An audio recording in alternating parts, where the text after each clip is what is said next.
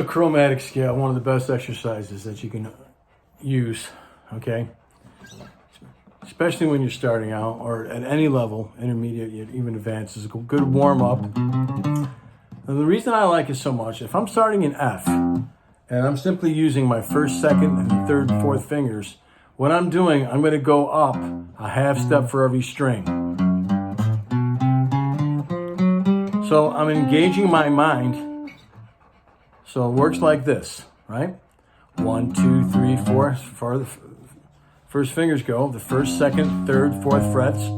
So when you start on the first fret on the 6th string, and you can start anywhere, and I'll show you that in a second. By the time you get up to the 5th string, 1, 2, 3, 4. Also alternate your picking, down, up, down, up. Because eventually you'll be playing it really fast, if you'd like. Helps you with speed. First fret, now you're on the 2nd fret. 1, 2, 3, 4. Then you move up to the 3rd fret. 1, 2, 3, 4. So you're moving up. So from the 6th to the 5th, and the 5th to the 4th, and the 4th to the 3rd, you move up a half step or just 1 fret. But by the time you get to the 3rd string to the 2nd string, you got to move up 2 frets. Because of that, because when you tune, you use 5th frets, but when you're tuning the 3rd string to the 2nd string, you're using the 4th fret to the open. Well, that same sort of idea applies. Now I'm on the 6th fret instead of the 5th fret on the 2nd string. Now the 7th fret. Now I want to mention a couple things about this chromatic scale. Not only does it help you to get quicker, to strengthen your hands, and also helps you if you alternate your picking, but you're starting on an F and you're winding up on a D.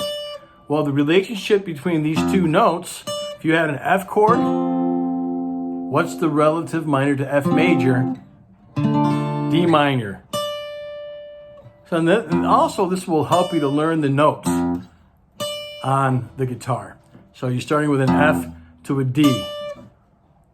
See, because when you want to have, and I got a video about the relationship between relative major and minor scales or chords, okay? So if I'm in A, I can lay a lead down in A. Or if I'm in A, I can lay it down in F sharp. So, and if you don't know about that, just take my word for it, that you're starting on an F and you're winding up on a D. So if this was an F major, the relative minor chord is D minor. I know you're just playing notes. But here's another thing that's really fascinating about this. By the time that you get up to, you play the first 2 strings, in F, I'm playing this chromatic scale, this chromatic exercise, in F. Now I'm at the octave.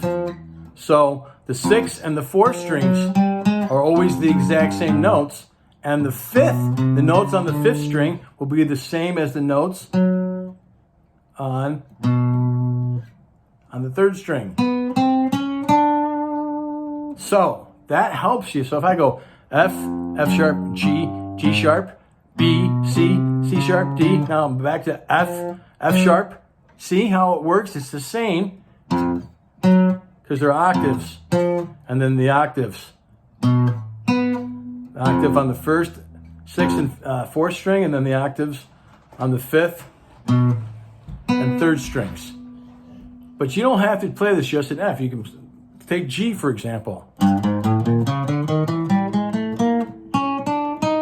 So you notice I went up a half step where I started that 1, 2, 3, 4.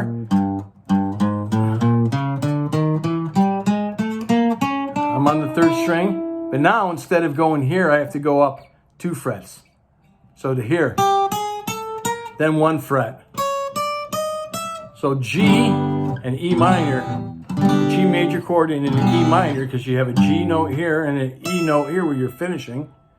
That's a relative major and minor. And the same thing applies to that. So from G, we have these notes. Go up a whole step, a half step on the fourth string. The fourth fret of the fifth string. But now when I get to the fourth string, these notes are the same on the sixth and fourth string, and they'd be the same on the fifth and third strings. So I don't want to tell you much more than that and confuse you, but you could do this in A, right? So I suggest you play it from F up to G. Keep practicing up to A or even B or C. Practice that. Go forwards and backwards.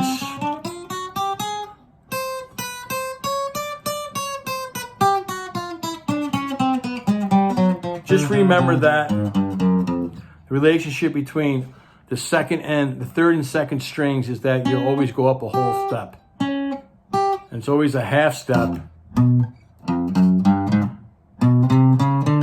the other strings, even between the second and first.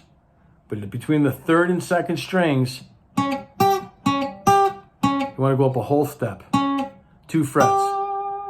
So this is probably, if not the best, one of the best exercises that you could do, not only to help you strengthen up your hands and get you to alternate,